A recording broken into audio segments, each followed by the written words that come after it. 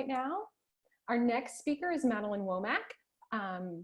The mentor is Moira Martin. Apologies if I've mispronounced your first name, happens to me all the time.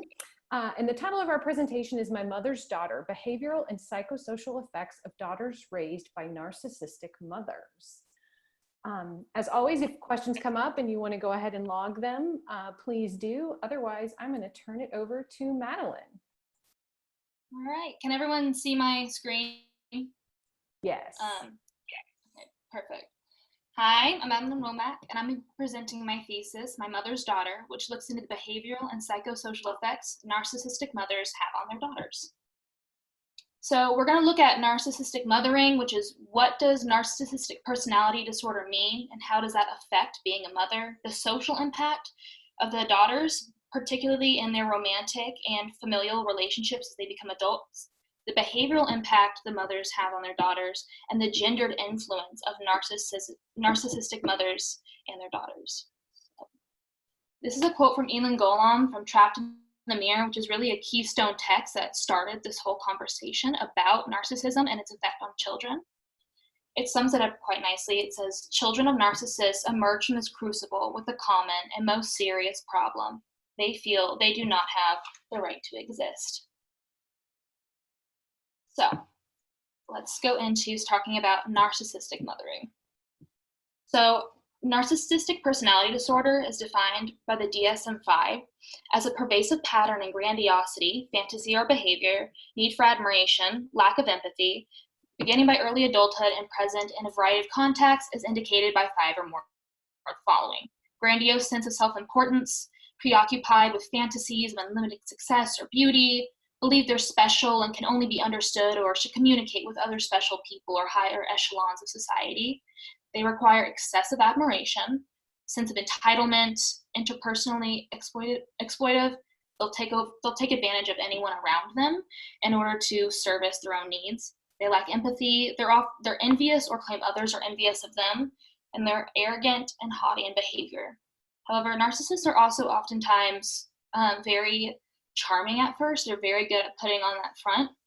However, they have such a big ego and it is so fragile that at any time they feel like, oh, someone is more beautiful or more successful or more whatever they base their worth on than them, it will break them completely. So they have to manipulate things so that they are always the most beautiful or always the most talented. And everything has to be about them or they feel they are worth nothing. And obviously, this doesn't play in well with having children, which we'll talk about in the next slide. So the child is seen as an extension of the mother and not a separate being. And what I mean by this is that everything the child does is not something they do. It is the mother sees it as a reflection of their relationship with her. If the child's upset when the mother is happy, she will get mad at the child because her emotions don't match. Or if the child's happy when the mother's upset, the mother will now become more upset at the child because the child is not servicing her needs. Narcissistic mother does not focus on the child. It is always about her. The child is there to serve her. And this really comes out in both neglectful and controlling mothers who are narcissistic. A narcissistic mother can be both neglectful and controlling. However, they usually fall into one or the subtypes. Neglectful mothers will ignore their children for service of whatever self-image they've created or however they see themselves. And in the abusive cases, the neglectful narcissist is more easy to catch because the abuse is more obvious than the controlling mother. The controlling mother often has a private and public face. In public, she wants to be seen as like, look at this amazing mom, look at how amazing her children are. But in private, it is very controlling. And she makes the child feel that anything they do wrong, but she will take away any affection or love for them. In the family unit, it is all based around the mother. And that includes the father or her partner, who is either a narcissist as well or an enabler, who will ignore the abuse or the dysfunction in the family to service the mom. And everything has to be about her, not the children. So if he compliments the child on something, he has to either relate it back to the mom or compliment the mom on something bigger and better. However, healthy outside relationships help mitigate a lot of these negative effects that narcissists narcissistic mother have on their children, because it teaches the child that they don't have to earn love and that they are loved for who they are and not what they do. But narcissistic mother make children feel they are not loved for who they are, but what they do, which is sort of the core issue of all of the behavioral and social effects that come from this. Additionally, because they are raised by a narcissist, the children themselves are more likely to become narcissists because this is the environment they grew up in. A good example of what a narcissistic mother-daughter relationship looks like is if you watch like popular television shows like Toddlers and Tiaras or Dance Moms, where the mother is oftentimes forcing the daughter to do something she's not comfortable with, projecting her own wants and desires onto the child. And when the child does succeed, the mother kind of takes control over that victory, saying like, we did it. Oh, isn't that great that I'm so glad you won. It's because of that dress I picked out for you. It always has to relate back to the mother. So that the child learns that nothing they do is good enough and that they are not loved for who they are and none of their achievements are their own. So now we're going to go into the social impact. So there are three main issues that arise in romantic relationships with daughters of maternal narcissists. And that's not saying that every daughter of a narcissist has these issues. And also these issues can kind of coexist together in one person. But for the most part, the case studies show that most daughters of narcissists are codependent, destructive, or isolating. The codependent daughter may be in a relationship with an abusive or narcissistic partner because that's what they're used to. However, they maintain control or some ounce of control in that relationship, specifically financially. A lot of them will pick partners that are financially dependent on them so that they have control over the relationship and who leaves who. There's also the destructive type. They will consciously or subconsciously push or destroy relationships because out of the belief they are not worth love. So they will constantly pick fights and pick battles with their significant other. And when the significant other eventually snaps or becomes upset, to them it's like, oh, it's proof they never loved me. It's proof I'm not worth love. And then there's also the isolating daughter. This is, she will keep herself distant from any relationships or emotionally distant from relationships because she doesn't want to run the risk of being rejected or repeating the same behaviors her mother did to her. So she keeps herself safe by keeping herself separate from relationships. And in parenting. So a lot of the times, daughters of narcissists will mirror their own mother, and even if they're trying not to, when one is raised in a dysfunctional home or an abusive home, they don't always know some behaviors are dysfunctional or abusive, and subsequently will repeat them with their own children, even if that's their intention is not to become their mother. Because many daughters of narcissists have said their biggest fear is becoming their mom, specifically with their children. And this fear of avoiding becoming their mother manifests in trying to do the exact opposite of what their mother did to them, which can be a good thing, but it can go too far and become a very negative thing. For example, if their mother was very, very cold and distant and wouldn't interact with them in their life, the daughter will try to turn it around and become super involved in her child's life and super like wanting to involved in doing things for them and helping them a bunch, which in the end can make the child like not independent and not able to do things on their own because the mother has gone too far in the opposite direction. So those are two big issues that come up in raising a child when your mother's a narcissist. Okay, so looking into the behavioral impact. So the reason behind a lot of the negative behaviors in daughters of narcissists is this term negative introject, which was introduced by Madeline Womack. It is sort of the little voice in the back of your head of what your mother has told you and taught you. And it just sort of, so if you felt like you were never beautiful enough, you will always hear like a voice in the back of your head of your mom, like, oh, you're not beautiful enough, you're not pretty enough, you're not trying hard enough. And it really affects self-esteem throughout the rest of their life. And it's something a lot of daughters really have to struggle with and learn how to deal with. And this leads to two types of daughters of narcissists, according to McBride in her book, Will I Ever Be Good Enough? It is the overachiever and the self-sabotager. And on paper, they look like opposites, but in reality, they're mirror images of each other because they both stem from the issue that they feel they are loved for what they do, not who they are. So the overachiever kind of takes us to the extreme and tries to basically like earn accolades and appreciation from other people by what she does, as she did with her mom. And this can be actually healthy if they learn to channel that into a passion or get a lot of self-worth from it. However, it can become dangerous when they're basing all of their affection on their successes, because it's never going to feel like enough. And a lot of the time, their search for this appreciation and acceptance becomes unhealthy when they stop taking care of themselves, even sometimes to a physical point where they will stop like brushing their teeth or hair because they're so involved in their work and they're trying so hard to appease their boss or appease the mass. And so it can become very unhealthy. And on the flip side is the self-sabotager. Because they don't feel like they can ever achieve their mother's love, they can never earn it, they kind of give up. And so they can do this consciously or subconsciously, where they will destroy or not finish relationships and projects, and it becomes and it sort of feeds into the self narrative of like, I can't do anything. My mom was right. I can't finish this. I'm not good enough. And they just sort of give up and like give up searching for that acceptance in that way. And both of these are not. The overachiever can be healthy, the self-sabotager is not.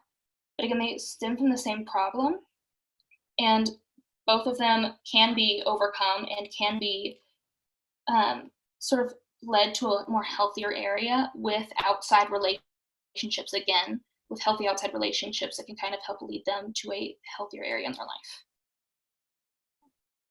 All right, and now talking about the influence of gender and maternal narcissism. So our idea of motherhood is completely different than what narcissistic mothers offer. You know, we think of mothers as like nurturing and caring and unconditionally loving, but that's not how narcissists are. And also, they're because their focus is so much on appearance, that gets projected onto their daughter. Because most female narcissists, their big thing to prove their worth is appearance or status. And they will project this more onto their daughter than their son, because they often identify more with the daughter. So if, for example, the mother thinks that being the most beautiful is like what makes her so special and her better than everybody else, she'll project it onto the daughter, especially when she's younger, and she'll kind of take claim for it, like, oh, like, look how beautiful my daughter is. She looks just like me. Look how well I dressed her.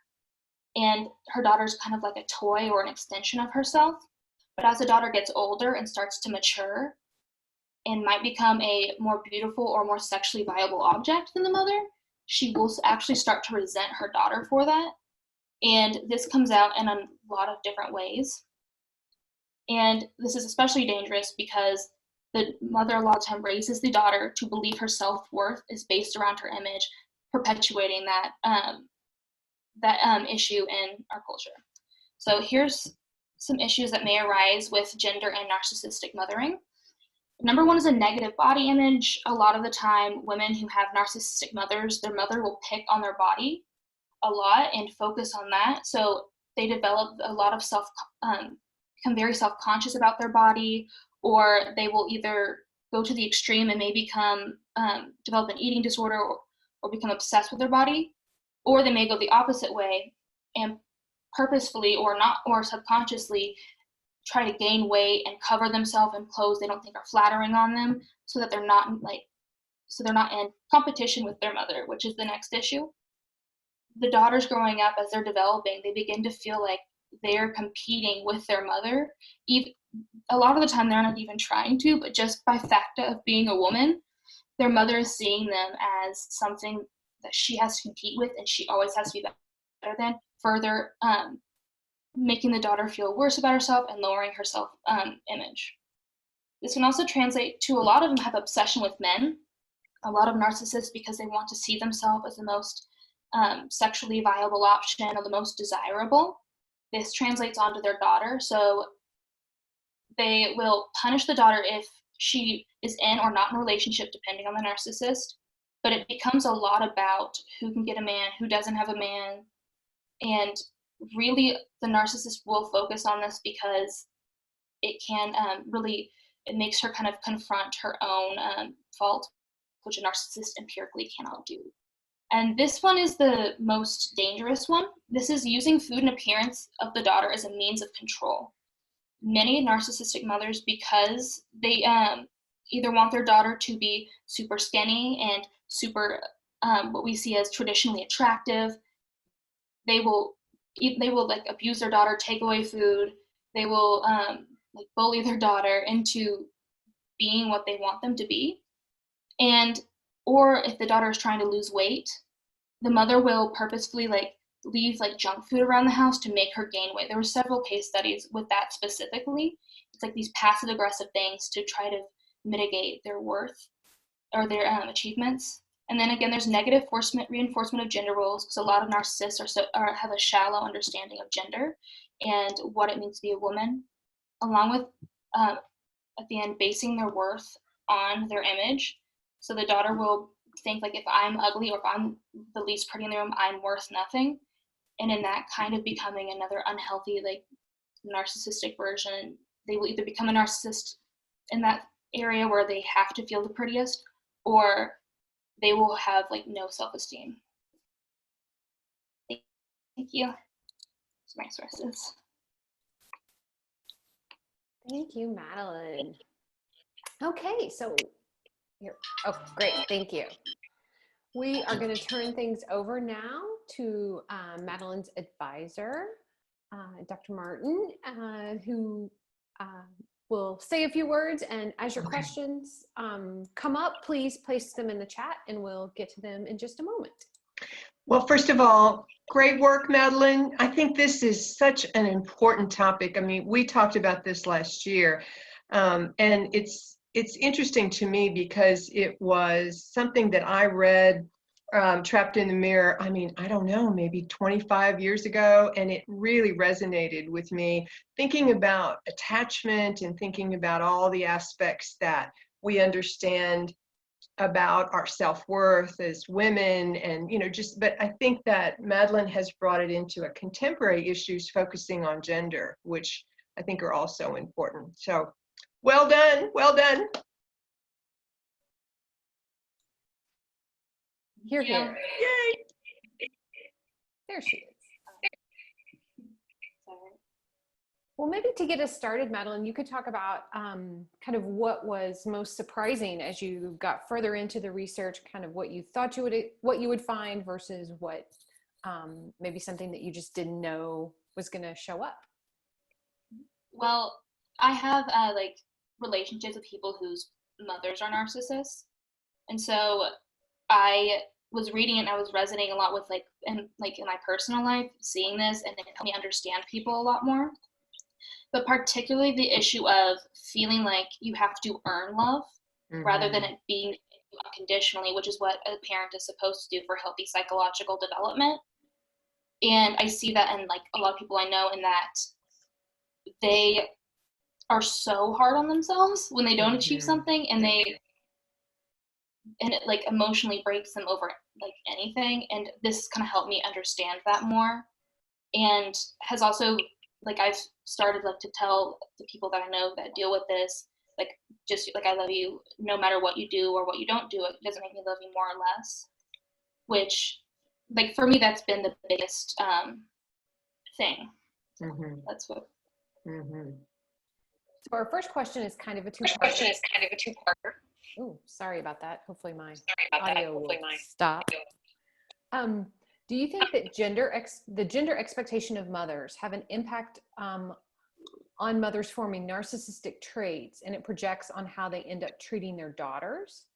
Or are typically women already narcissistic before having a child? Oh, interesting. Typically, they're narcissistic before because it develops in more early adolescence.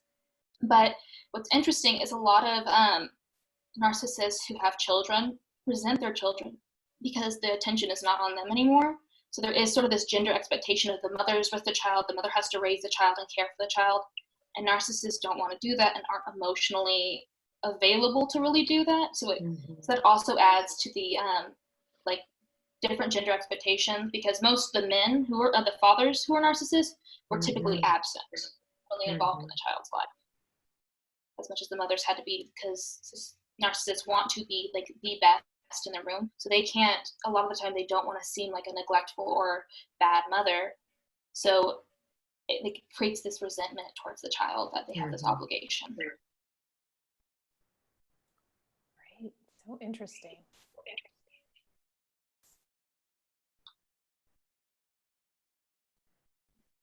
I have another one for you. Are there any strategies you noted in your research that would assist in communicating effectively with narcissists? For example, if you wanted to intervene on behalf of a child. Mm.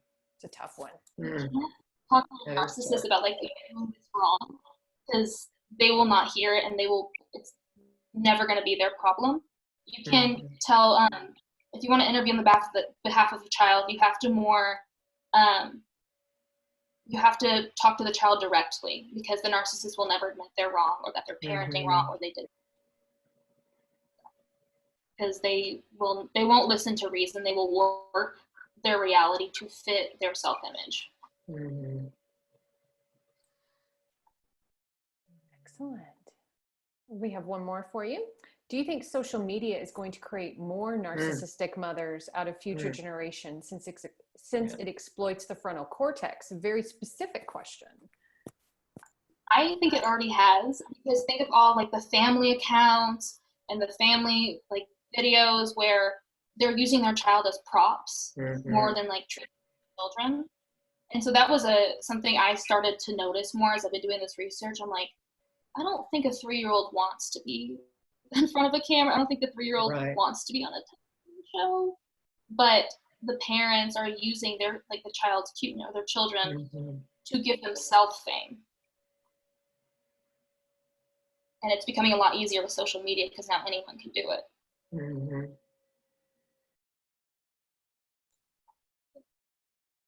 So do you think there is advice? Do you have advice or recommendations for, like, should people follow accounts that seem to be that kind of putting the child Mm. out front, those kinds of things? That's a personal choice. And I think it's going to be, I think also with social media, there's a lot more criticism of that behavior, so we might be more aware of it. But I mean, I don't think we should support it, but at the same time, it's been going on forever. Like since we've had celebrities, we've had these parents that will prop them up. It's just in a different format now, and it's just more accessible now. Make sure. Lots of love coming in for you, Madeline, in Yeah. the chat rooms. I think if no one else has any other questions, we can give our. No, you guys. No, okay. I just was like, oh, I had a heart attack because I thought I forgot to let your mentor say lovely things about you. Oh no. My apologies. It's getting late in the day. So we will give you a round of applause for our homes to yours. Thank you so much for sharing your research with